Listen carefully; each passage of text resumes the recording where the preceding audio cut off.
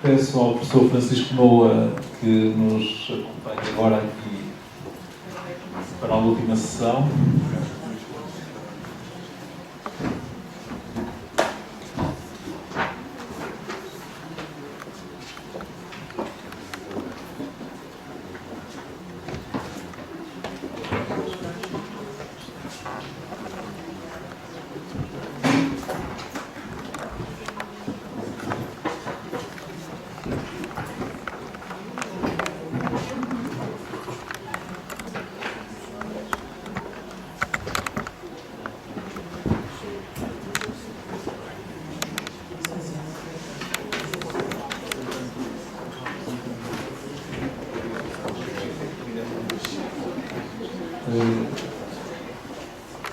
Bom, tendo em conta a adiantada hora, o professor Francisco Noa já regressará.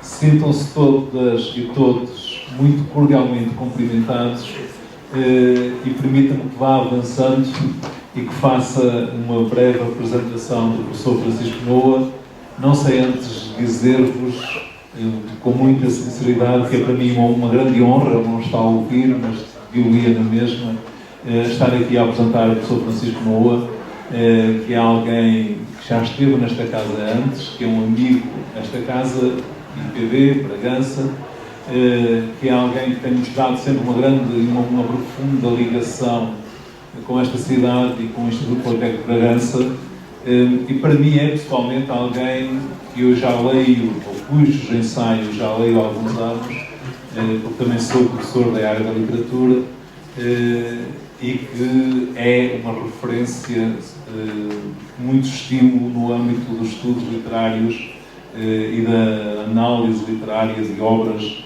nomeadamente as obras da literatura de língua portuguesa dos autores africanos.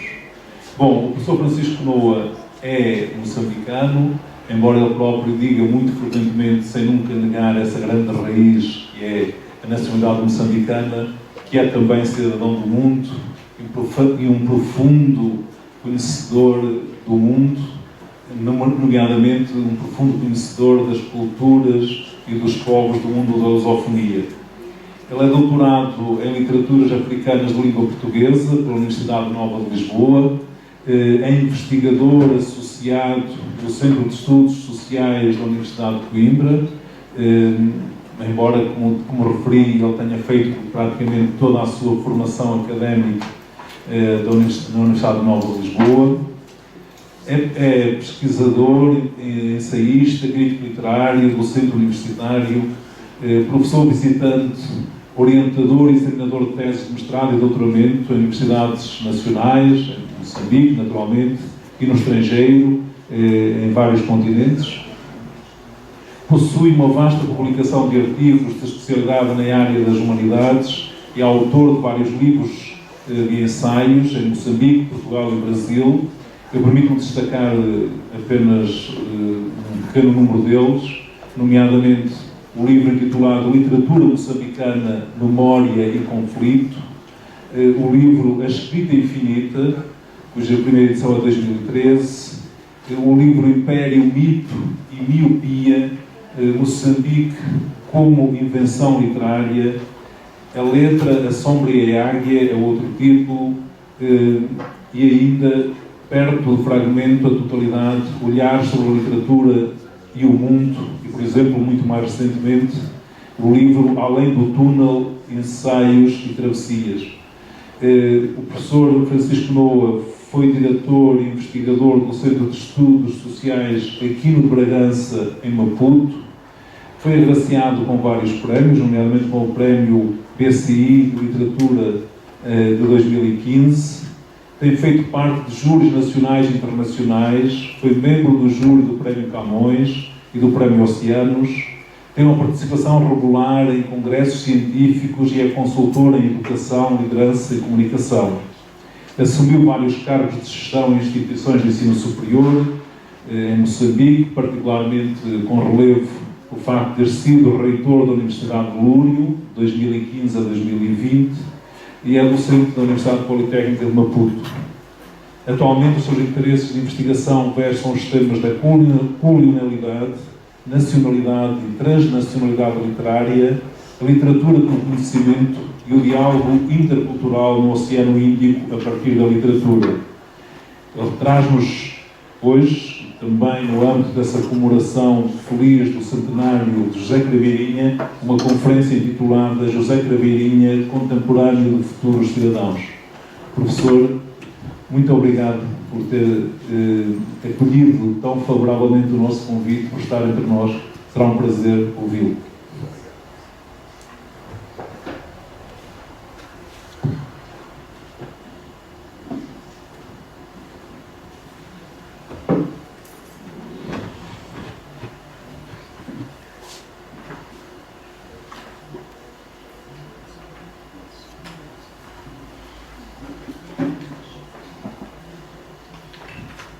Muito boa tarde a todos. Muito boa tarde a todos. Eu penso que queriam continuar com o professor Lídio. Se assim for, eu posso-me voltar a sentar na plateia, já que ele tem uma fala tão atrativa. Quero dizer que é um enorme privilégio, muito gosto estar em Bragança outra vez. Eu já tinha estado em 2018 numa outra circunstância, numa outra missão, e obviamente quando fui convidado para fazer parte deste evento da Lusoconf, aceitei imediatamente por vários motivos. Primeiro porque, digamos, vou considerar o patrono deste encontro é o José Craveirinha, que é uma figura, um autor, representante de uma obra emblemática da nossa literatura, Moçambique, mas não tenho dúvidas que também da literatura africana e da literatura mundial, pela grandeza e qualidade da obra do José Craveirinha. Com a circunstância de estarmos a celebrar este ano o seu 100º aniversário, este penso que é o 5º artigo que escrevo este ano, dedicado ao José Craveirinha, solicitado por várias instituições, entidades, mas mesmo assim achei por bem, porque todas as homenagens que nós façamos ao Craveirinha não serão bastantes. E eu espero honestamente que o que vou partilhar convosco ajude pelo menos a perceber de facto. Obviamente já existem muitos estudos, teses de mestrado, doutoramento sobre ele, mas que vos ajude a perceber um pouco da grandeza e da especificidade deste autor. A segunda razão, pelas razões que me prendem ao Instituto Politécnico de Bragança, quando fui reitor da Universidade de Lúrio, tive uma excelente relação de cooperação com este instituto e sobretudo criei uma relação de amizade com o professor Orlando Rodrigues, que infelizmente não está cá, e por isso tinha mesmo que vir a Bragança e partilhar um pouco daquilo que é o meu sentimento, digamos, e a minha reflexão sobre o Craveirinha, nesta circunstância em que nós estamos aqui de olhar para o futuro, porque tenho notado que a maior parte das intervenções estão viradas para o futuro, o que é de facto extremamente estimulante e é um sinal de esperança, porque há muitas razões para duvidarmos do futuro. Há mais razões para duvidarmos do futuro do que propriamente para termos janelas otimistas de esperança em relação àquilo que aí vem. Há uma obra que foi publicada em 1961 por um autor polaco, o Jan Kot, que é Shakespeare, nosso contemporâneo. Nós sabemos que o Shakespeare viveu no século XVI, XVII, e é um título que obviamente abala e chama-nos a atenção para alguma coisa em relação àquilo que o autor tentará dizer com essa obra.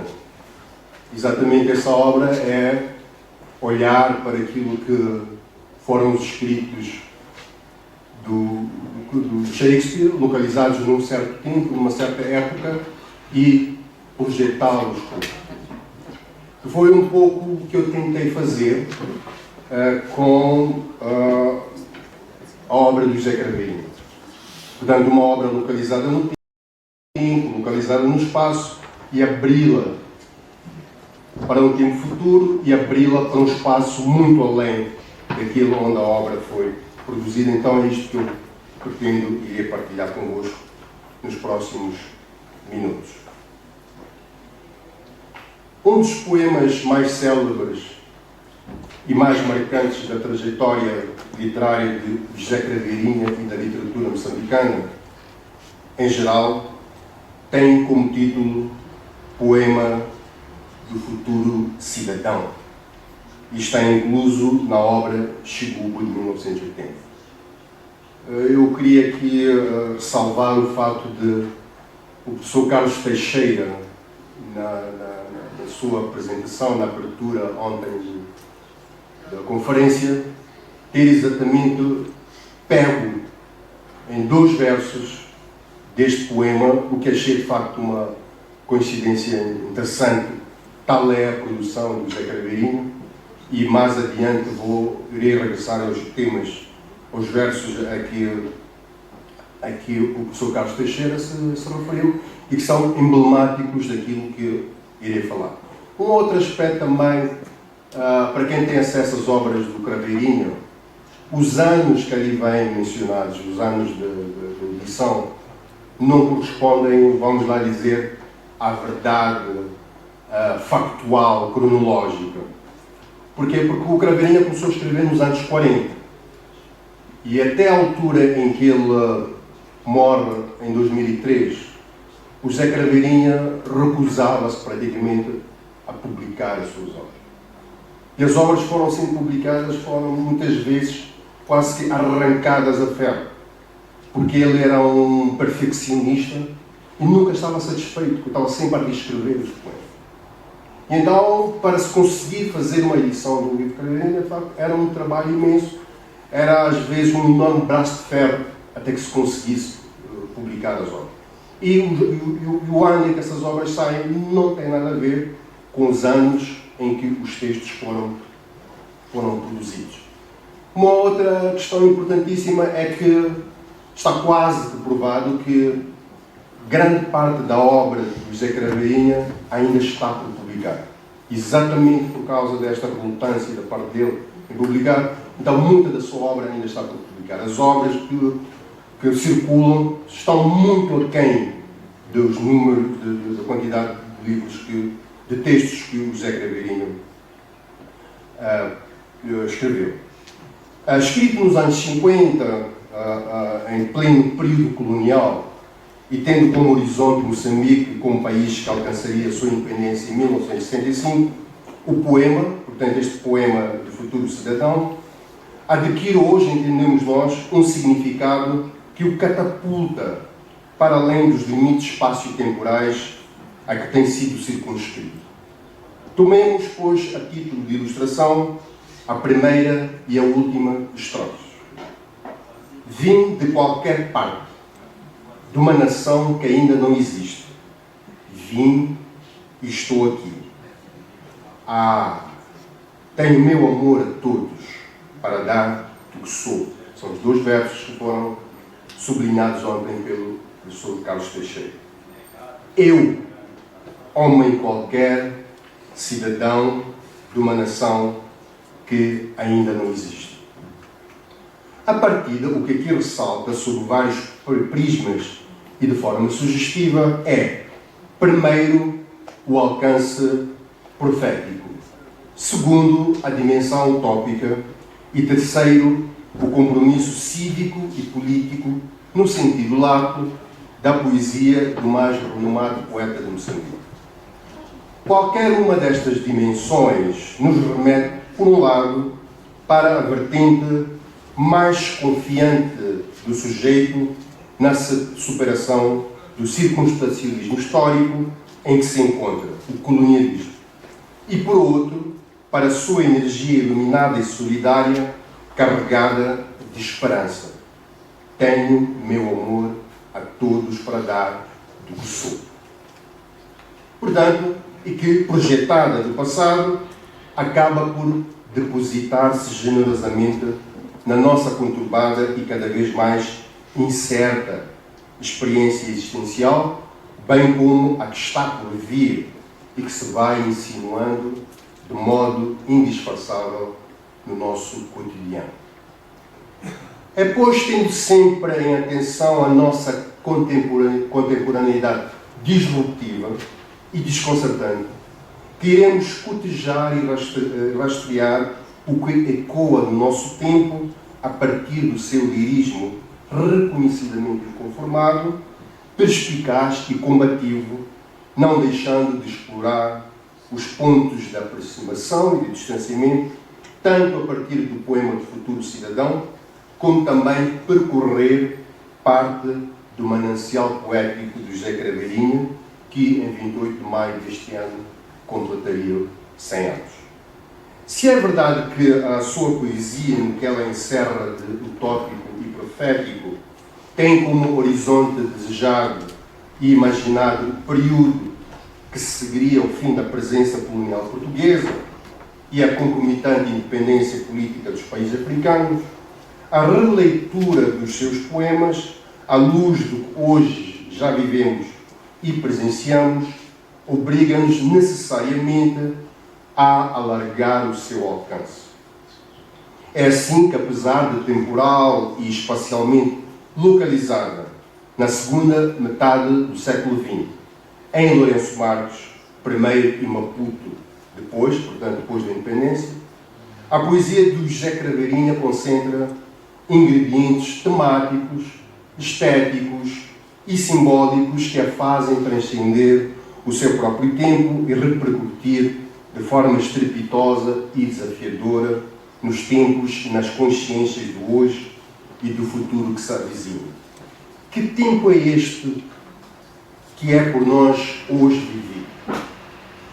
Com a penetração que lhe é característica em 21 lições para o século XXI, Yuval Noah Harari interroga-se, que é um historiador israelita, interroga-se sobre o que se passa hoje no nosso mundo e o sentido mais profundo dos acontecimentos que um pouco por todo lado e de forma simultânea vão tendo lugar.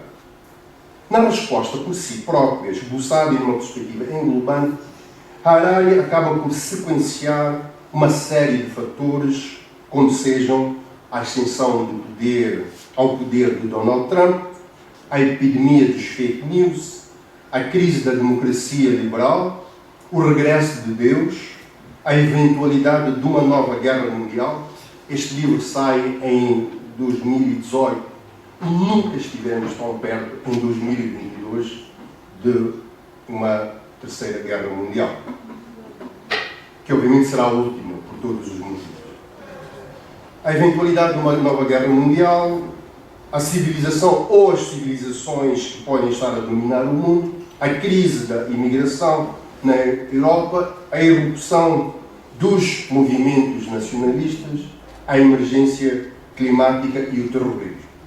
O quadro aqui descrito não poderia ser mais penumbroso nem menos auspicioso, sobretudo quando o próprio autor se encarrega de acrescentar fatores como as cíclicas e prolongadas crises políticas étnicas, as desigualdades socioeconómicas a nível global, bem como a disrupção tecnológica que, segundo ele, com a crescente e tentacular hegemonia da inteligência artificial, está a concorrer para a cada vez mais visível irrelevância do ser humano. E ele, no livro dele, desenvolve muito esta reflexão, em que nos mostra que, à medida que a proeminência das tecnologias informáticas e computacionais, sobretudo a inteligência artificial, vai crescendo, a relevância do homem vai diminuindo. É por isso que a Harari não se coíbe a dado passo de assumir que, passo a citar, uma vez que as empresas e os empresários que encabeçam a revolução tecnológica tendem a louvar os méritos das suas criações, cabe aos sociólogos, filósofos e historiadores, como eu, referindo-se a ele próprio, fazer soar os alarmes e explicar de que modo as coisas podem correr muitíssimo mal. Fim de citação.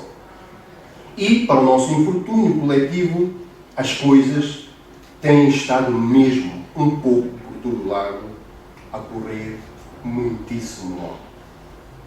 Tal como Harari, muitas décadas atrás, outras sensibilidades de diferentes latitudes, de lugares tidos como recônditos e periféricos, fizeram soar, através da criação literária, os alarmes sobre quase tudo o que corria mal no seu tempo e que acabariam por contribuir, à sua medida, para a mudança do rumo da humanidade nos últimos 60 anos. José Craveirinha, tal como, entre outros, Noêmia de Souza, Rui Nogaro, Rui Onofre, Orlando Mendes, Aníbal Aleluia, Virgílio de Lemos, em Moçambique, Variante da Cruz, Agostinho Neto, António Jacinto, Alda Lara, em Angola, Francisco Zé Tenreiro, Alda Espírito Santo, Marcelo da Veiga, em São Tomé e Príncipe, Jorge Barbosa, Baltazar Lopes, Manuel Lopes, em Cabo Verde, iriam não só abordar e questionar os impactos da colonização em África, como também exprimir toda uma evidência cultural e identitária reivindicativa de um território simbolicamente determinado e soberano. Muitas vezes nós discutimos para que é que serve a literatura, o que é literatura, que nós sabemos que é uma reflexão, é uma discussão que vem desde o tempo de Platão, desde o tempo de Aristóteles, e muitas vezes nós não temos dificuldade em encontrar resposta.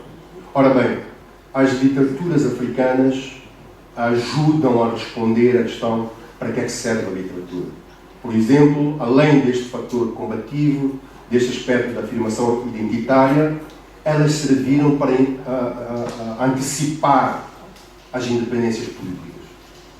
Não se pensava sequer na criação de movimentos de libertação, mas nos anos 40, nos anos 50, as literaturas africanas, muito particularmente em língua portuguesa, já projetavam as nações políticas que hoje nós conhecemos. Portanto, tratava-se não só de despoletar uma consciência literária, mas também uma consciência nacionalista. Na mesma linha de Harari, Achille Mbembe considera, num misto de inquietação e pessimismo, que as atuais tendências socioculturais, políticas e económicas a nível global demonstram que o mundo está a perder algo essencial relativo à sua própria existência e significado, o sentido de humanidade. Sob a oposição entre democracia liberal e capitalismo neoliberal, temos estado a assistir, no entender do filósofo camarunês, a rápidas e profundas transformações do conceito de ser humano e que está a ser constituído através, segundo ele, e dentro das tecnologias digitais e da média computacional. Além do mais, verifica-se um pouco por todo lado a disseminação acelerada de manifestações radicais de intolerância racial, ultranacionalista, sexista, xenófoba, homófoba e outras paixões violentas e mortais, como sejam as rivalidades étnicas e religiosas. Curiosamente, enquanto que na Europa falamos da emergência dos nacionalismos, o que está a acontecer em África, e de forma extremamente perigosa, estão a surgir e estão-se a afirmar cada vez mais sentimentos não étnicos, mas verdadeiramente tribais, no sentido talvez mais primitivo que essa palavra pode ter, com impactos naquilo que são as condições políticas dos nossos países. Tudo isto, ao mesmo tempo que assistimos, tanto a nível global como internamente, nos diferentes países, ao chocante e desproporcional alargamento do fosso entre os que praticamente nada têm e os que concentram nas suas mãos quase que a totalidade da riqueza nacional ou mundial. Um relatório recente de 2021 sobre o Índice de Pobreza Multidimensional Global, produzido pelo PNUD e pela Oxford Poverty and Human Development Initiative da Universidade de Oxford, e que mede a pobreza considerando várias privações que as pessoas experimentam em seu cotidiano, como saúde precária, educação insuficiente e baixo padrão de vida em África, conclui, portanto, esse estudo, entre outras coisas, que num universo de 109 países, onde vivem 5,9 milhões de pessoas, 1,3 bilhões delas são multidimensionalmente, portanto, um quinto, digamos, são multidimensionalmente pobres, que cerca de 644 milhões, cerca de metade, portanto, são crianças menores de 18 anos, que quase 85%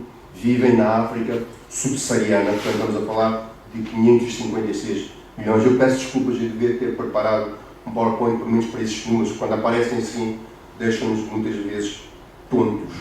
Portanto, que vivem na África subsaariana ou no sul da Ásia, são 532 milhões, e que mais de 60% vivem em países de arrendamento. Estes números valem o que valem, mas servem de certo modo para ilustrar que as coisas estão a ocorrer muitíssimo mal.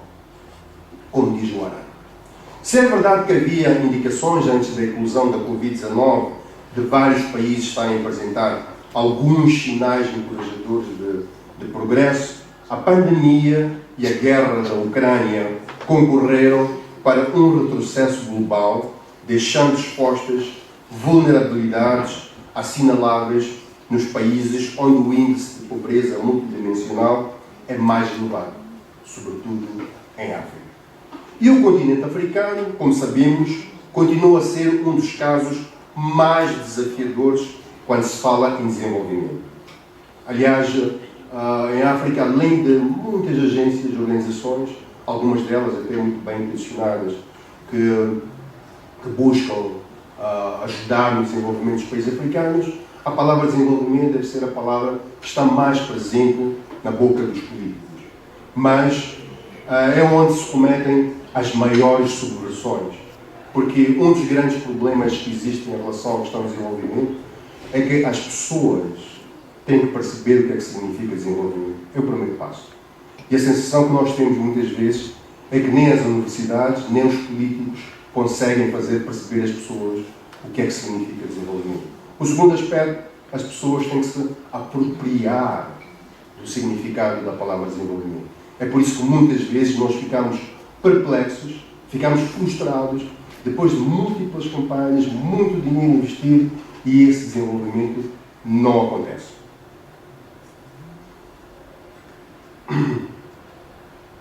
E o continente africano, portanto, continua a ser um dos casos mais desafiadores quando se fala de desenvolvimento.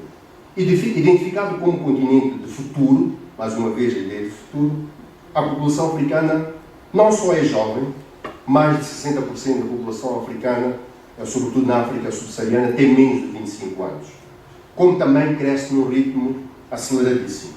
Diferentes previsões apontam que até 2050, portanto daqui a 30 anos, a população africana deverá duplicar, passando dos atuais 1,3 bilhões para 2,5 bilhões.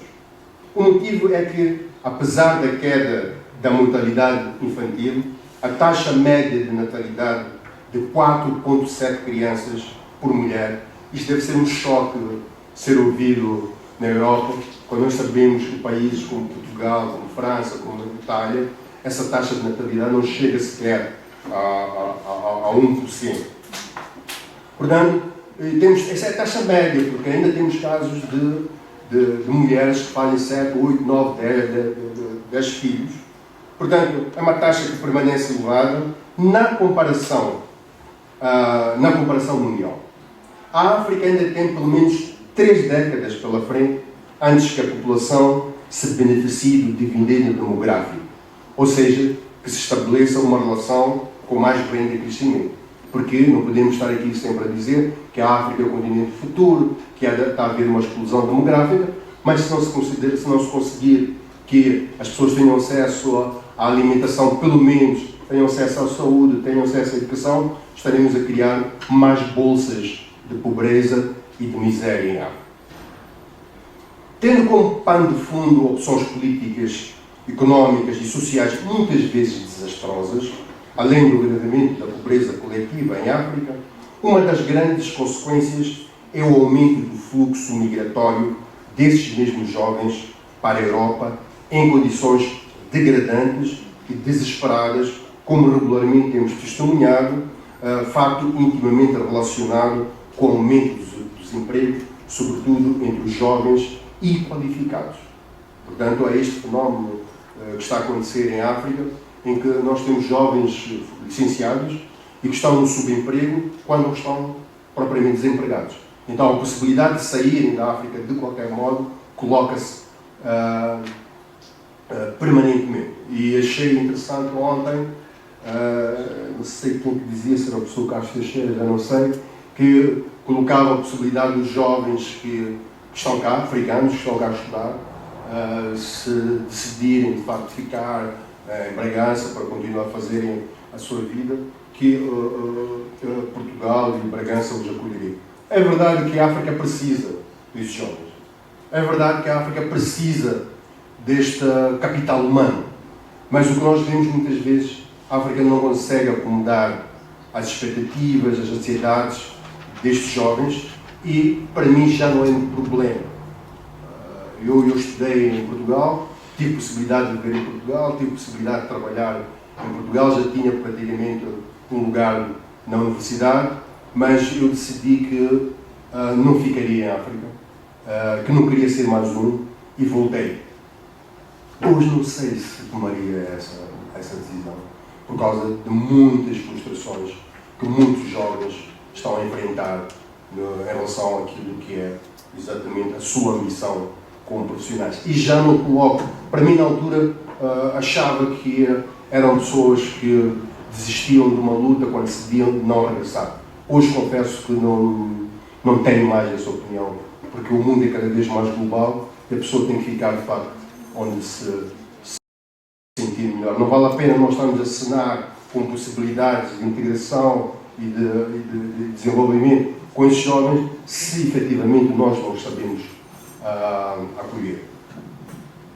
Num estudo recente do Ibrahim Forum Report, intitulado Africa's Youth, Jobs or Migration, da Mo Ibrahim Foundation, é exposta a situação precária de muitos jovens africanos, com a maioria sem acesso à escola e recorrendo ao emprego informal em condições quase sempre deploráveis. Hoje de manhã ainda assisti um pouco da mesa redonda em que se falava da questão da informalidade, penso que era a professora Armada. Infelizmente, neste momento, a África sobrevive com a informalidade. Infelizmente, a cultura da informalidade está-se a tornar uma tradição. Nós não estamos a conseguir inverter esta situação, o que nos coloca em situação de choque com aquilo que são as exigências da modernidade. É verdade que a informalidade é uma forma de nós sobrevivermos, mas é uma forma também de nós nos condenarmos ao atraso. O atraso estrutural. Não admira-me, pois, que mais de 40% desses jovens avalia a situação em que se encontram como muito má. Colocados na faixa entre os 18 e os 35 anos, cerca de 35% afirma não ter de forma regular nenhum rendimento. Segundo dados extraídos de um relatório do Banco Mundial de 2022, portanto muito recente, apenas 1/5 dos jovens da África subsaariana, entre 18 e 24 anos, cerca de 19%, tinham tido, por exemplo, algum rendimento no ano anterior. É verdade que nós estávamos no contexto da pandemia, mas não deveria ser muito diferente do que aconteceu em 2019, aconteceu em 2018. Daí que 60% das pessoas inquiridas não têm hesitado em responder que, na opinião deles, os governos africanos têm tido uma péssima prestação no que a capacidade de resposta às necessidades dos jovens diz respeito. A recente pandemia da Covid-19, com seus impactos globais e incalculáveis a todos os níveis, mesmo levando em consideração as medidas adotadas rapidamente pelos Estados e pelos cientistas para detê-la, esse flagelo foi uma gigantesca e inquestionável demonstração da responsabilidade ou irresponsabilidade da humanidade face ao seu próprio destino. Correram muitas teorias, teses sobre a origem da Covid. Quem criou o Covid fomos nós. É o nosso estilo de vida, é a nossa forma de vida. E se nós não mudarmos o nosso estilo de vida, vamos ter mais Covids ou situações muito similares. Falávamos à hora do almoço da questão das megacidades, que vão se transformar praticamente em enorme e vão ser lugares propícios para a eclosão de mais e mais pandemias. Portanto, esse declínio que se vai acentuando diante da persistência de antigos ou emergência de novos conflitos, latentes e manifestos, e dos crescentes e inquietantes focos de instabilidade, um pouco por todo lado. Sintomático é o fato de como um conflito latente, às vezes improvável, se torna tão rápida e tragicamente real, tal como a atual guerra entre a Rússia e a Ucrânia. Eu acredito que em dezembro, em novembro de 2021, em janeiro, colocavam nesta guerra, talvez, possivelmente vai acontecer, e de repente é uma realidade atroz, que está a afetar não só a Ucrânia, está a afetar não só a Rússia, está a afetar não só a Europa, está a afetar efetivamente todo o mundo. Num distrito de recôndito de Moçambique, ou de Angola, ou de Senegal, as pessoas estão a sofrer as consequências desta guerra. Porque, como sabem, além da morte das pessoas, os impactos que está a ter a nível das cereais é o pão nosso de cada dia, nos combustíveis, obviamente, basta mexer no combustível, a vida das pessoas fica completamente afetada. E é isto que está a acontecer. Portanto, tudo isto vem uma vez confirmar que a incerteza é cada vez mais a única certeza que nós temos, sendo um dos traços definidores da nossa contemporaneidade. Ora bem, como José Craveirinha, cidadão do futuro, se torna tão contemporâneo? E vocês também devem estar-se a perguntar, mas qual é a relação desse quadro trágico, dramático de 2022 com a poesia de José Craveirinha, coitado que já não está entre nós há mais de 20 anos? A partir da sua obra e dos temas que nos conduzem nesse sentido, podemos considerar a contemporaneidade de José Craveirinha enquanto sintonizada com futuros cidadãos, atendendo aos seguintes tópicos. O primeiro tópico é este que eu vou passar a desenvolver. Situações generalizadas de injustiça e de desigualdades inaceitáveis. Uma das maiores estratégias literárias utilizadas por José Craveirinha para denunciar situações de injustiça e os profundos desequilíbrios socioeconómicos no tempo colonial, quer como natural processo de enriquecimento poético, quer para ludibriar a ferocidade dos mecanismos de censura, é parável. O José Craveirinha faz parte daquela geração que, por causa do regime salazarista e da PIDE em particular, tinham que usar estratégias no sentido de os seus textos poderem sair sem sofrerem qualquer tipo de censura. Esta, como sabemos, daí a parábola. Nós sabemos, para quem tem alguma familiaridade em relação com o texto bíblico em particular, sabe como as parábolas estão muito presentes e funcionam como uma forma de comunicar mensagens profundas de forma oblíqua. A parábola, como sabemos, é uma forma de narrativa que, de forma alegórica, indireta, portanto, procura transmitir uma mensagem moralizante. E aqui gostaria de destacar o poema Afinal, a bala do homem mau, que vem na obra seguinte. Era noite. O menino vadio tinha fome. Na papaieira, a papaya estava madura e o menino vadio estendeu a mão. E o menino descalço estendeu a mão, estendeu a mão, estendeu a mão, mas de repente o homem atrás do muro, calmo e certeiro, puxou o gatilho. Menino vadio já não pede mais esmola. Menino vadio já não quer mais papaya. Menino vadio já comeu toda a bala. Menino vadio já não tem mais fome. Esta é uma parábola que explora exatamente a desproporcionalidade da relação entre os que têm tudo e os que nada têm. Acontecimento localizado num dos subúrbios mais emblemáticos de então Lourenço Marques, hoje Maputo, bairro de Chamanculo, trata-se aqui fundamentalmente da recriação literária de uma relação de poder que não só é apanagem da colonização, mas também do que um pouco por todo o mundo vai acontecendo. É no essencial a encenação trágica das aviltantes relações que se vão perpetuando devido à permanência de determinadas lógicas e práticas que regem a condição humana e as sociedades ao longo da história.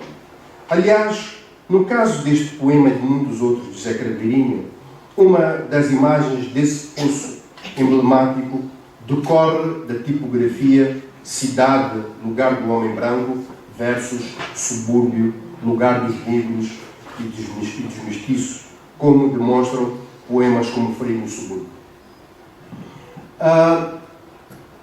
Durante muito tempo, no período colonial, criou-se uma mitologia sobre a colonização portuguesa, que infelizmente persiste, de que o colonialismo português não tinha sido racista, tinha sido um colonialismo bondoso, tinha sido um colonialismo suave. O salazarismo recorreu ao lusotropicalismo, recorreu ao sociólogo brasileiro que é o Gilberto Freire, para ajudar a consolidar toda esta mitologia. Que essa mitologia tenha sido recorrente, tenha sido usada no tempo colonial, no fascismo, compreende-se natural. O colonialismo viveu muito de mitos. O que é chocante é que em pleno século XXI, em pleno século XXI, em 2022, este discurso, de uma forma mais ou menos disfarçada, ele persiste. Em alguns casos, de forma explícita. O nosso colonialismo foi branco, nem sequer foi racista. Ora bem, era muito simples. O livro é muito mais velho do que eu, viveu melhor essa situação, mas eu ainda vivi um pouco. Na cidade colonial, ou melhor, a topografia do espaço colonial era muito clara. A cidade era uma cidade branca, 97% dos que viviam na cidade eram brancos, pois havia alguns indianos, e o resto vivia ou no subúrbio ou no campo. Portanto, era um efeito da própria colonização. E então, o Craveirinho faz muito referência a isto, porque é algo que se sentia na pele. Então, este poema, Frio nos Subúrbios, que vem em Caringano ou Caringano, que é uma obra de 1922. Nos bairros de Caniço, sob as cabeças inclinadas, subjetivas nódoas de leite condensado branqueiam o caqui dos céus e as folhas secas dos eucaliptos, frívolas, flutuam suas almas ao vento. E a cidade, ensaboada de inútil fraternidade, é como um polvo insaciável, espremendo o sangue das ruas a tentáculos do silêncio. Outro poema, Natal, roto e descalço, vai o garoto dos subúrbios, de rua em rua, pelas montras da cidade, poema de Júlio a chorar. Portanto, esta dicotomia que ele explora entre o subúrbio, a cidade, em que a cidade é um lugar onde tudo que existe de bom se concentra. Neste confronto subúrbio-cidade, identificamos duas ordens existenciais verdadeiramente antagónicas, que se negam, que se opõem, plenas do contraste. Eu sei que é sempre muito desconfortável quando a gente toca este tema do colonialismo. A minha tese de doutoramento foi sobre exatamente a literatura colonial, que é a representação que os portugueses faziam da África, dos negros, e que, obviamente, para um português é algo que é extremamente incómodo. E imaginem-me na defesa da tese, com 7 portugueses à minha frente, e ter que defender uma tese desta, mas, felizmente, uma coisa é a academia, outra coisa é a situação lá fora. E o que acontece é que, e o professor Lídio fazia referência a isto não pode voltar a acontecer. As coisas só acontecem quando nós evitamos falar sobre elas. Ou quando nós criamos subterfúgios em relação ao que elas são, ao que elas foram. Porque se nós não fizermos isto é como uma ferida. Uma ferida só é sarada quando nós temos a coragem de meter o dedo na ferida, remexê-la, limpar a ferida, e depois a ferida vai se fechar naturalmente. E acho que este é um exercício que os antigos colonizadores têm que fazer. Os colonizados também. Mas os antigos colonizadores têm que fazer. Porque só isso é que vai preparar as próximas gerações para lidar com estas situações com maior naturalidade. Eu digo isto, persisto, apesar de já não viver em Portugal, sou assinante do Jornal Público, tal como do Expresso. Portanto, é uma realidade que conheço mais ou menos bem.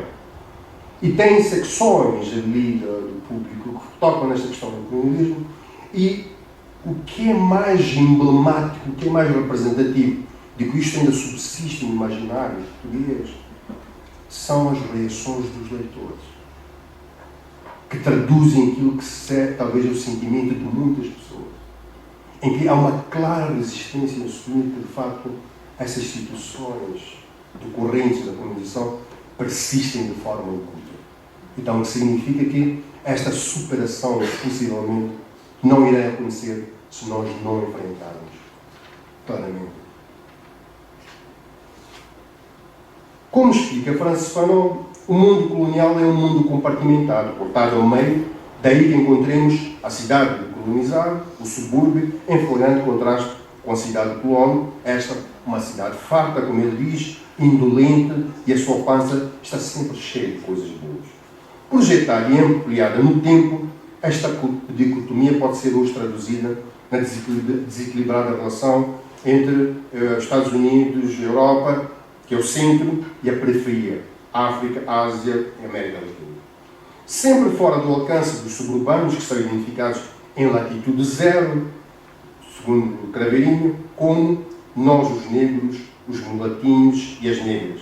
A cidade surge-nos como um espaço de atrativos, mas também de oportunidades de trabalho, sobretudo para os que se encontram na periferia, caso do subúrbio ou mesmo do campo. No caso de Moçambique, quando a situação se tornava verdadeiramente insustentável, não restava a muitos deles outra opção senão a imigração, sobretudo para as minas da África do Sul, para as minas do ouro da África do Sul, espécie de Eldorado, e que se transformava muitas vezes para muitos desses imigrantes, os magaízas, que era assim como eram chamados, num lugar de infortúnio. Se não morriam soterrados, muitos morriam soterrados, regressavam corroídos ou pela tuberculose ou pela sífilis, tal como o poema História do Magaíza Madevo, de Caringano, Craveirinho.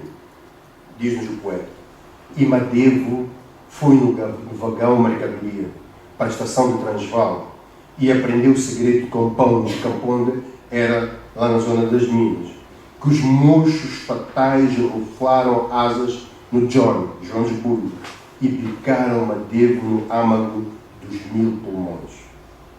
A poesia do José Craveirinho também nos faz um retrato dramático dos que ficam, das mulheres e das crianças, ou então das plantações de algodão e dos campos por cultivar, como no poema Mamana Sakina. Mamana Sakina ficou prenha de comboio na recordação, embrulhada na cantiga de aço contra o aço, no ritmo de João Tavares foi nas minas. Portanto, é uma mulher que fica grávida enquanto o homem vai para as minas. Hoje, quando assistimos aos milhares de imigrantes africanos que ilegalmente tentam todos os dias chegar à Europa, pondo em risco a sua própria vida, ou simplesmente sendo engolidos pelas águas escuras do Mediterrâneo, e sem que nenhum poeta os eternize, diferentemente dos magaízes, é como se a história fatalmente se repetisse, agora em proporções gigantescas e caudalosas. Isto é, as minas foram substituídas pela quimera para muitos trágica de se mudarem para a Europa enquanto última tábua de salvação. Portanto, para fugir do abismo em que se transformou a sua existência individual e coletiva, num cotidiano atroz feito de guerras, fome, desemprego, violência, perseguição, miséria, vemos o exército de imigrantes aumentar dramaticamente, seja os provindos da América Latina e que tentam alcançar os Estados Unidos, seja os que saídos da Ásia e da África e que procuram chegar à Europa, visto que, por nada terem, nada têm a perder. Porque sempre que vejo aquelas imagens daquelas pessoas, naqueles barcos precários, sem qualquer garantia de chegar ao seu destino, é que elas estão a sair de um abismo para um outro abismo. Isso significa que elas não têm nada, e como não têm nada a perder. Portanto, eles não hesitam em lançar-se nesses abismos, dos caminhos, do deserto, dos mares, que vezes sem fim se transformam na sua própria sepultura. Abismo que se agiganta diante das resistências e intransigências, por um lado, e das ambiguidades e hipocrisia, por outro, de quem os deveria acolher e que, pelo contrário, acaba por promover políticas e práticas migratórias, discriminatórias e racistas. Segundo as Nações Unidas, em 2021, havia 281 milhões de imigrantes internacionais, o equivalente a 3,6% da população global. Estes números aumentaram, obviamente, com esta questão da Ucrânia. Se é verdade, tal como nos explica Ariel Narpadurai, que os movimentos migratórios fazem parte da história da humanidade e concorrem para a reconfiguração humana do mundo, por outro, eles são reveladores, na contemporaneidade, da falência dos modelos de desenvolvimento dos países de origem e de quão absurdamente desigual o mundo se tornou. Afinal, parafraseando o próprio Craveirinha, esse exército dos que imigram vem de qualquer parte, de uma nação ou de nações que afinal ainda não existem. O segundo tópico, existência condicionada, supressão de liberdade, medo, angústia e solidão. Devido à sua irreverência e envolvimento cívico e político, sobretudo através da poesia no enfrentamento da presença colonial em Moçambique, e não só, juntamente com outros intelectuais moçambicanos, como Luís Bernardo Olano, Malangatano, o Rui Nogar, José Craveirinha seria julgado e encarcerado nas masmorras da PIDE entre 1965 e 1969, portanto 4 anos. Esta é uma circunstância que irá marcá-lo profundamente, quer em termos pessoais e familiares, quer a nível da sua criação literária, que atinge, em determinados momentos, uma profunda intensidade dramática. Apesar de manter viva a sua combatividade e a sua proverbial e feroz ironia, como ilustram os seguintes versos. Portanto, a prisão não esmoreceu o espírito combativo, irreverente e lutador de Craveirinha. Diz ele: o chefe da polícia, de defesa da segurança do Estado, sabe como se prende um suspeito, mas quanto ao resto não sabe nada, e nem desconfia. Isto vem em Poemas da Prisão. Obras como Cela 1 e Poemas da Prisão revelam muito do seu estado de espírito, que será atravessado por sentimentos de solidão, medo e angústia existencial. Passo a citar um desses poemas. E, ao viscoso olhar do réptil a fumar, subimos ao teto do covil 1 milhão de vezes mais leves ao peso do pânico. Última porta à direita, franqueada a ferruginosos, cheios de gonzos, e depois das noites de 24 horas a fio, ensurdecedores de silêncio dos canteiros da angústia. A realidade esmaga-me. numa cela só para mim durante 4 meses, isolado completamente, desumanizado, envelhecido pelo som das vozes, mandando-me assinar, enquanto aos ouvidos soavam gritos anónimos e da palmatória.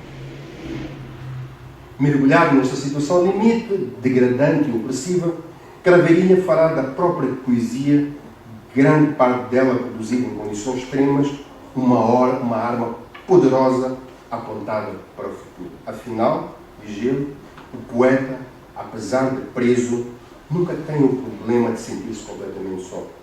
Porque a poesia não lhe permite estar deitado e ficar sozinho.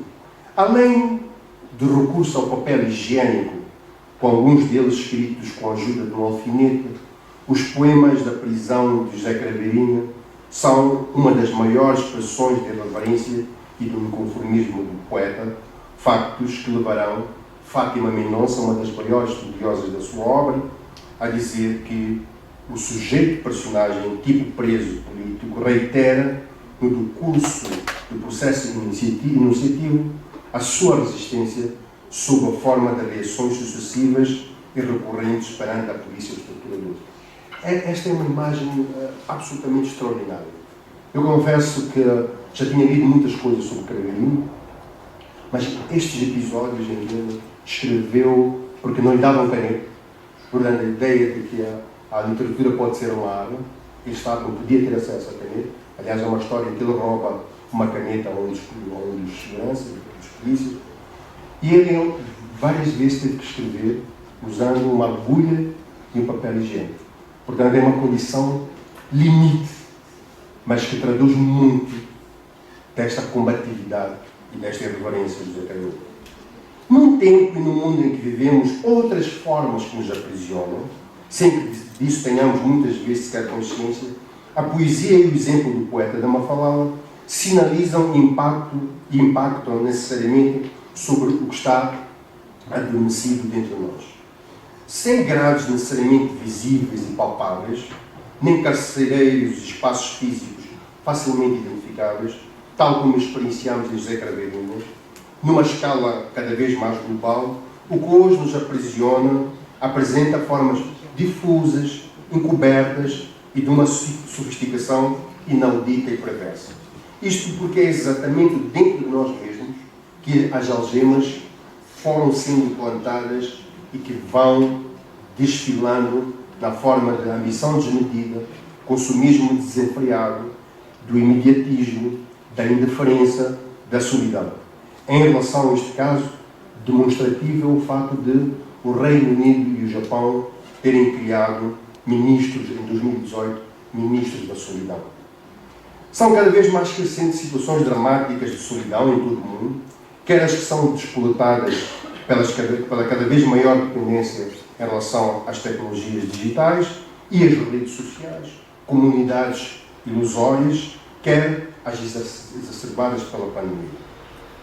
As algemas de que falávamos antes, que falámos antes e que nos aprisionam interiormente, prendem-se também com as manifestações do medo, da resignação, da intolerância, do materialismo doentio, do oportunismo, do arrivismo, do culto da mediocridade, da manipulação informativa, do despotismo, do capitalismo de vigilância, que é um termo usado pela senhora Shoshana Zuboff, da precariedade, portanto, em que ela nos descreve como estamos presos, de facto, a esses dispositivos. Quantas vezes nós estamos num sítio e, quando estamos a chegar a casa, o Google pergunta, então gostou do sítio e tal? Portanto, e a publicidade que nos inunda, sem nós não sequer termos consultado, portanto, vivemos este capitalismo de vigilância. Da precariedade e instabilidade dos relacionamentos interpessoais, do sensacionalismo, da hiperatividade, da histeria, do nervosismo, do cansaço, a cidade de cansaço, que é uma expressão usada por um filósofo sul-coreano que hoje se naturalizou alemão, que é o Byung-Chul Han, do exibicionismo rasta, do triunfo do princípio do prazer e do entretenimento sobre a cultura, portanto, do triunfo do entretenimento sobre a cultura, bem como do individualismo pronunciado, que significa narcisismo total e hipertrofia do ego segundo Lipovetsky. Narcisismo que encontra no self, por exemplo, a sua expressão apoteótica enquanto anulação do outro e adoração de si próprio. É, pois, por todo este conjunto de tendências que Bauman, também um sociólogo polaco, considera a nossa modernidade uma modernidade líquida, segundo ele, uma encenação diária da transitoriedade universal e uma civilização do excesso, da redundância, do dejeto e do seu descargo. A nossa dependência quase neurótica aos dispositivos eletrónicos e aos seus derivados, como provam a utilização irracional e compulsiva das redes sociais, concorre tanto para a robotização dos seres humanos como para a acelerada uniformização dos comportamentos. Este nosso encarceramento, cada vez mais global, cada vez mais asfixiante e assustadoramente redutor da nossa condição como seres humanos, conduz-nos cada vez mais no sentido contrário àquilo que José Craveirinha e outros como ele seguiram em nome da liberdade, da dignidade e, sobretudo, de uma maior consciência da sua responsabilidade em relação ao seu próprio destino. O terceiro e o último tópico, o apelo da memória, do lugar e do tempo das mulheres. Numa entrevista concedida à revista literária moçambicana Proler, em 2002, uma revista que eu tive o privilégio de criar e de dirigir, portanto, um ano depois, antes da sua morte, quando lhe foi colocada a questão sobre a razão que o levava aos 80 anos ainda a escrever, José Craveirinha respondeu serena e solenemente que continuava a escrever para não esquecer, para continuar a reter a vida, para continuar vivo.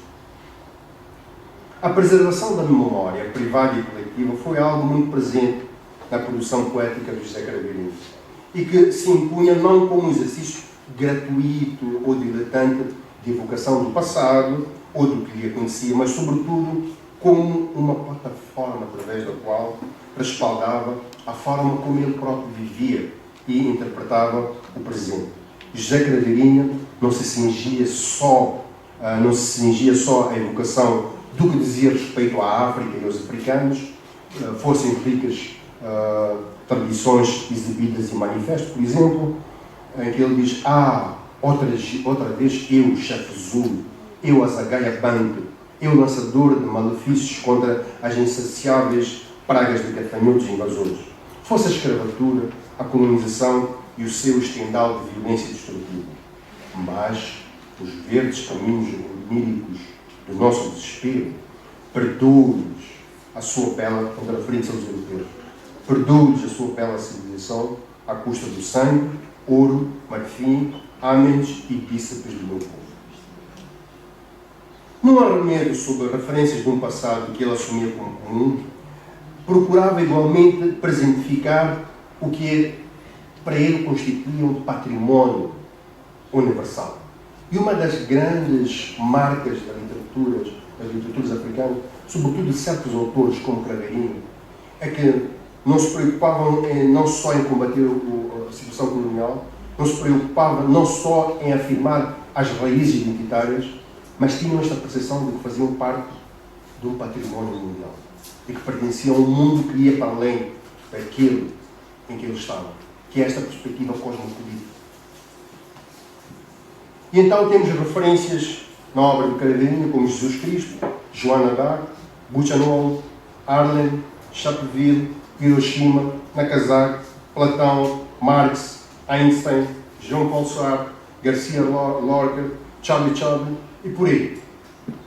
Esse cabedal de referências servia igualmente para vincar o seu cosmopolitismo e que o fazia parte de diferentes tempos e lugares, mesmo quando a sua prioridade passava exatamente pela reivindicação do seu pertencimento a um território cultural e simbólico ligado às suas raízes africanas. O apelo da memória era também um meio através do qual procurava dar sentido àquilo em que ele acreditava e muito particularmente como ele olhava para o futuro. Parece paradoxal, alguém olha para a memória, mas ao mesmo tempo está a querer direcionar-se em relação ao futuro.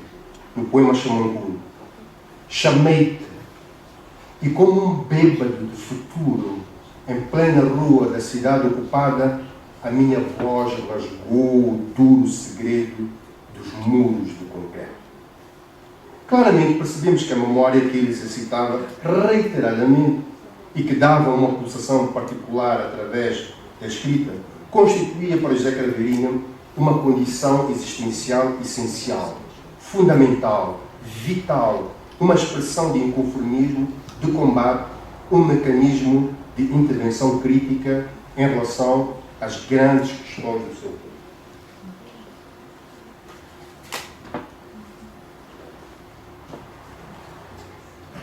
A memória, de simples repositório de eventos, referências, experiências vindos de trás, emergindo como estratégia de diálogo com o passado, com o presente e com o futuro. Como sabemos, a nossa época já é conhecida como a sociedade do esquecimento ou a sociedade do cansaço. E define-se cada vez mais exatamente porque se define esse nosso tempo, pela demissão da memória, o nosso recurso cada vez mais a memórias alternativas concorre ainda mais para esta demissão da memória.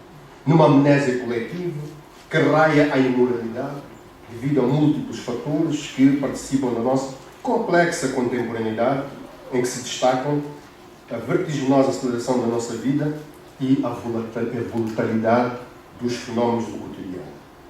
Para Pierre Nora, falamos hoje de forma insistente da memória porque ela não existe mais.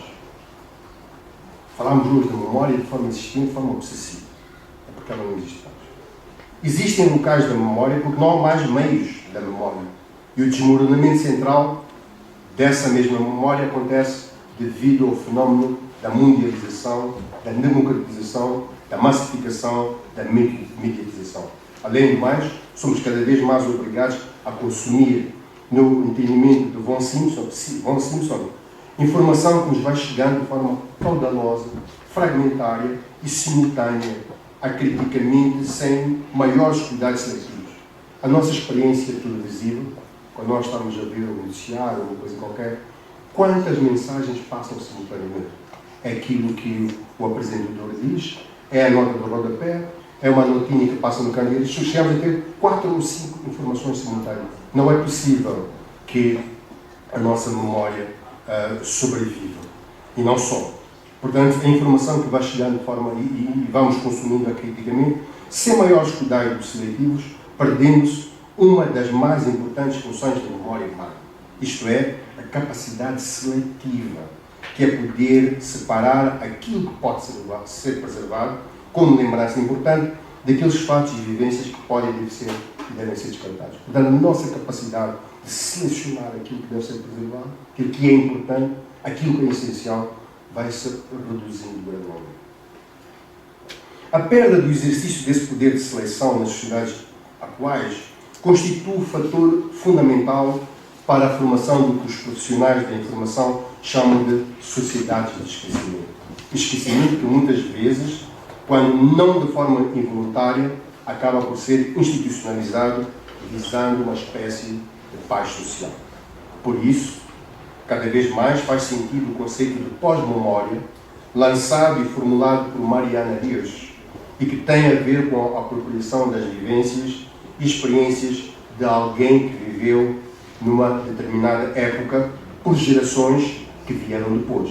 Portanto, quem faz a pós-memória hoje somos nós, em relação às pessoas que viveram essa experiência ou do Holocausto, ou da escravatura, não poderia dizer, mas, por exemplo, da situação mais grave do colonialismo. Então, a pós-memória é sempre feita por aqueles que vêm depois.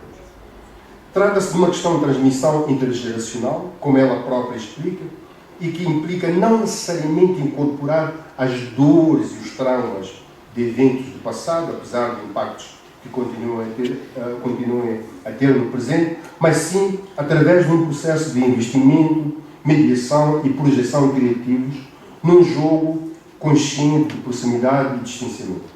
Se no caso dela o evento marcante é o Holocausto, no caso dessa senhora que fala da questão da pós-memória, no caso de José Craveirinho e de muitos da sua geração, é o colonialismo. É porque os seus efeitos, os seus impactos, são profundos e perceptíveis no nosso tempo. estive a fazer referência a isso há pouco tempo. Há, pois, uma espécie de dever de memória, como refere Marc Augé. Começou um movimento em África, sempre com a articulação com países europeus, que é exatamente a preservação da memória. Quando o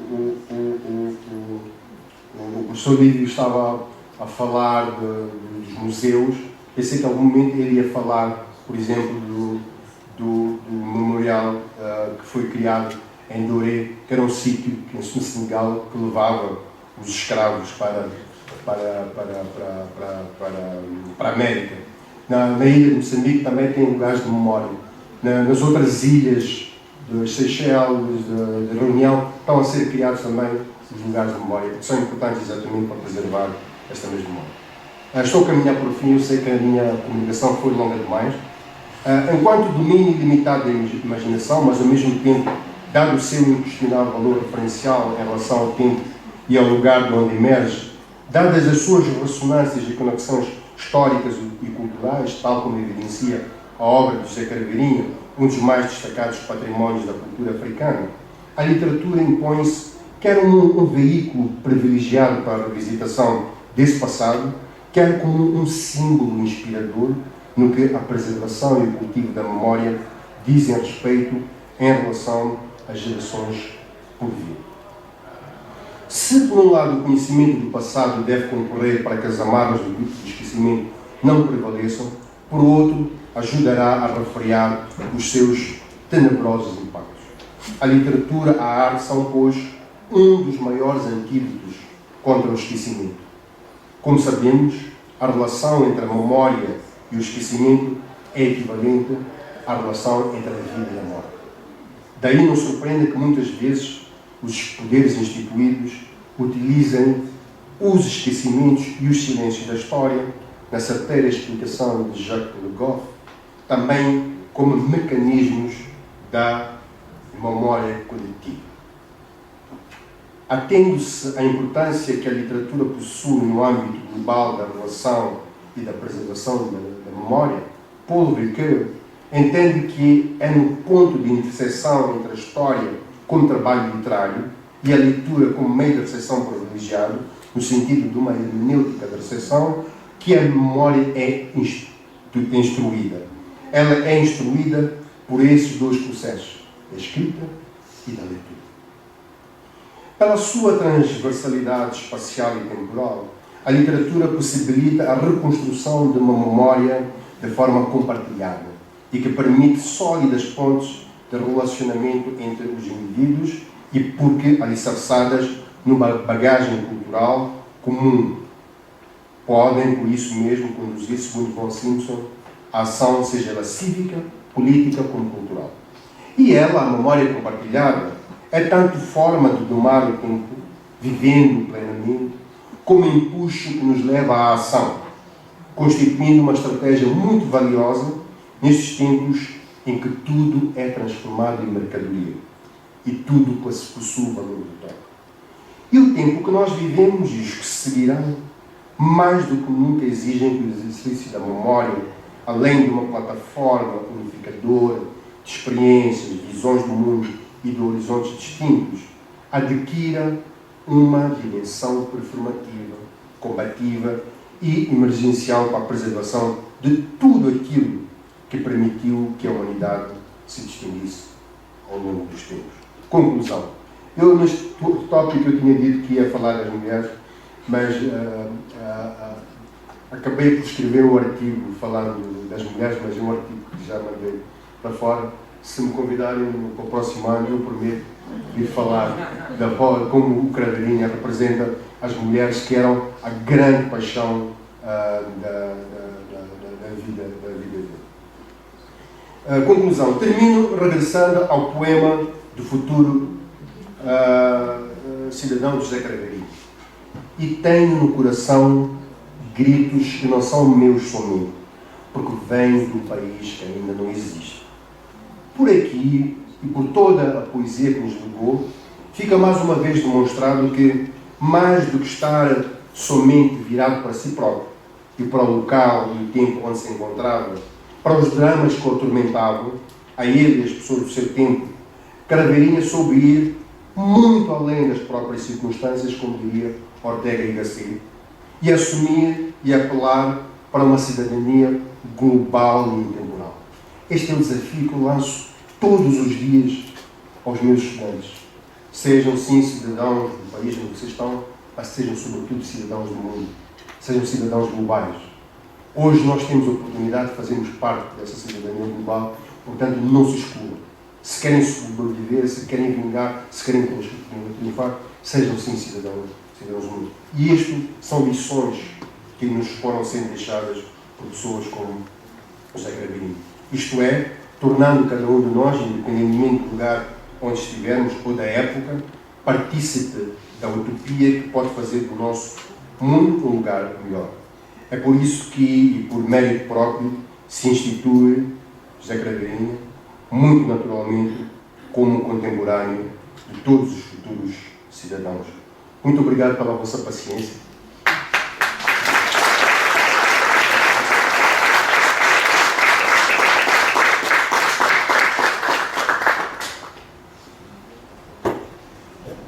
Muito obrigado, professor, por esta excelente lição, cruzando precisamente a obra de José Craveirinha com as grandes problemáticas que nos inquietam hoje em dia.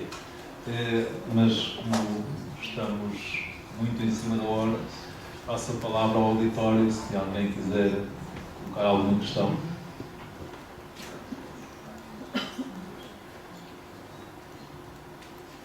Se não, coloco eu. Várias. Uma última que surgiu agora, tinha outras e fui apontando, mas podemos ficar talvez por esta, pegando um bocadinho nesta última parte da comunicação que fez, recordando, embora não tenha citado aquele célebre título do poema do Gabriel Saraiva, a poesia é uma arma carregada de futuro. É algo que eu uso muitas vezes para dizer aos meus alunos que é talvez a melhor definição que alguma vez encontrei do que é a poesia. A poesia é uma arma carregada de futuro. Mas recordei-me que, numa frase que foi muito interessante, que, a propósito do Mediterrâneo, do que está a acontecer com a migração de africanos, subsaarianos e não subsaarianos, e o drama que é o Mediterrâneo e não haver poeta que os cante. Eu lembro-me de há pouco tempo, mas foi já mais há cerca de 2 anos, na mesma semana ter acompanhado 2 entrevistas, 2 poetas portugueses de renome, embora ainda chamados um bocadinho da nova geração, mas da nova geração já com 50 anos, ou aproximadamente, e nos 2 casos, o jornalista que os entrevistava, que eram 2 jornalistas diferentes, fizeram precisamente essa questão, se a poesia deles tinha alguma dimensão interventiva, e a resposta foi muito contundente que não tinha nada com isso, que a poesia era poesia, e parece-me que nos últimos anos houve um movimento, não só português, mas muito mais universalista, de uma arte, nomeadamente a literatura, de certo modo desvinculada dessa sua fundação, que também é da sua dimensão histórica ou étnica e social. Não sei qual é a percepção que o professor tem, nomeadamente a propósito das literaturas de Moçambique, das literaturas dos povos africanos, se esse movimento, se há efetivamente esse movimento, que caminho pode ter uma literatura que se desvincula da dimensão histórica e social. Muito obrigado pela questão que me coloca. Eu falei do cosmopolitismo, quer dizer, além da questão que o José Craveirinha mostrava em relação à representação colonial, em relação às suas raízes. O Craveirinha era mestiço, portanto ele tinha duplas raízes, portanto uma podíamos considerar estritamente africana e uma europeia, porque o pai era português. Havia uma preocupação do Craveirinha e da geração dele. Estou a pensar também na Noémia, estou a pensar num outro caso talvez mais extremo, que era o do Rui Knopfler, que era, além de se preocuparem com aquilo que estava a acontecer no momento, no lugar onde eles estavam, eles tinham esta perspectiva do futuro, mas também tinham esta perspectiva de que faziam parte de um mundo maior do que aquilo que se chegou lá. Isto, de certo modo, foi sendo retomado pelas gerações que vieram a seguir. Por exemplo, quem lê o Mieco vê que ele tem uma grande preocupação de estar vinculado a um território, de estar enraizado a um território em que ele faz apelo exatamente a essa identificação. É verdade que, olhando para o caso do Mieco, claramente há ali um problema identitário que ele procura resolver por ser branco, por ser, de certo modo, produto de uma situação colonial, em relação ao qual ele sequer pretende distanciar, em que esta busca, esta necessidade de se afirmar pertencendo a um território, se torna extremamente aguda. Em que, de certo modo, a questão mais cosmopolita negra não aparece de forma muito vincada, pelo menos pelas obras que eu conheço dele. E depois tem outros autores mais ou menos contemporâneos do Mieco. Estou a falar, por exemplo, do Aldino Muyanga ou do Ngulano Matokose, em que esta questão das raízes, da ligação à terra, é muito forte. Mas, curiosamente, a partir, e quer dizer, a questão da terra, com todas as preocupações, com todas aquelas questões das assimetrias, da pobreza, e, sobretudo, com uma grande irreverência política, com um grande questionamento em relação ao sistema político. E muitas vezes extremamente corajoso. Porque em África, todo o cuidado tem que estar presente na nossa relação com a política, porque não há, digamos, os níveis de tolerância que nós conhecemos lá. Mas, curiosamente, há uma geração que emerge dos finais dos anos 90 e do princípio dos anos 20, que, curiosamente, ela incide mais, apesar de ter assim um tom mais ou menos crítico em relação a algumas situações, mas ela tem uma perspectiva cosmopolita. Ela não se dissocia das grandes questões, digamos, que têm a ver com o ser humano. Pelo contrário, eles preocupam-se cada vez mais com as questões existenciais, mas já desligados desta preocupação da afirmação de um território. Por exemplo, dentro desta deriva mais cosmopolita, há uma linha ligada ao mar, ligada ao Oceano Índico, que é do Gita Júnior, de certo modo, do Eduardo Bay, em que procura um lugar de pertença, que não é um mundo como tal, mas que passa muito pelo mar. Porque, como vocês sabem, e foi interessante hoje ouvir o professor Manuel Armada, quando se refere que os países africanos de língua portuguesa, quase todos eles estão colados ao mar. É natural, os navegadores que passavam por ali, a expansão europeia não foi feita de avião nem de comboio, foi feita de barco, era natural então que eles circulassem ali. Mas o que é interessante é que o mar foi durante muito tempo no imaginário africano, sobretudo o nosso, de Angola, foi durante muito tempo uma grande ausência, por diversos motivos. E a explicação, por exemplo, num país como Moçambique tem 2.600 km de costa. Mais de metade da população moçambicana vive da economia do mar. Mas o mar não é uma coisa muito presente nem na literatura, nem no imaginário das pessoas.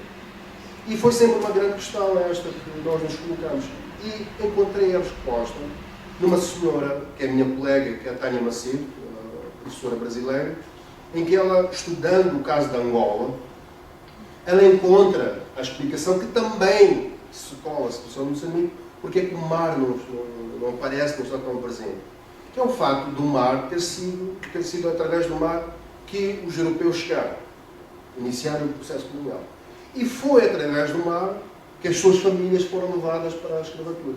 E então isto criou uma espécie de trauma coletivo e que foi passando de geração para geração e criou uma espécie de bloqueio.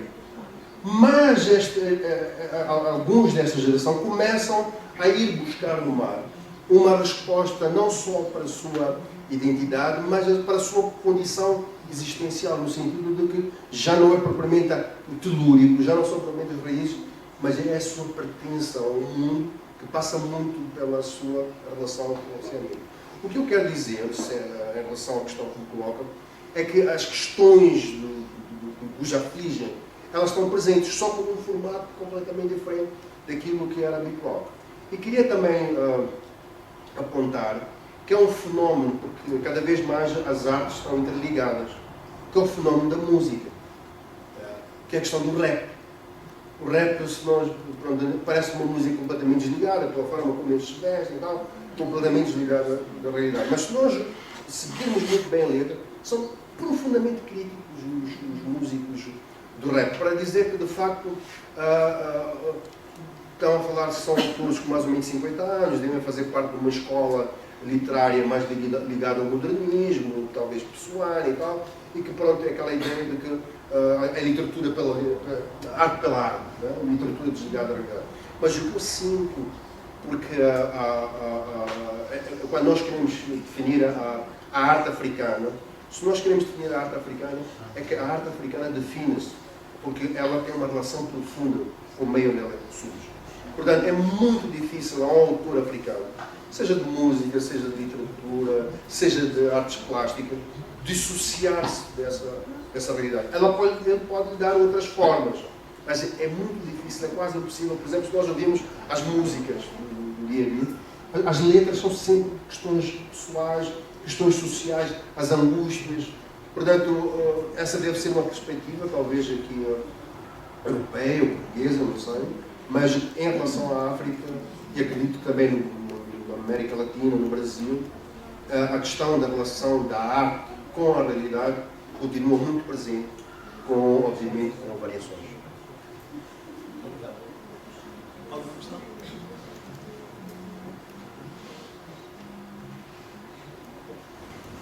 Se não há mais questões, agradeço mais uma vez ao professor Noah esta excelente comunicação. Uma salva de palmas, por favor.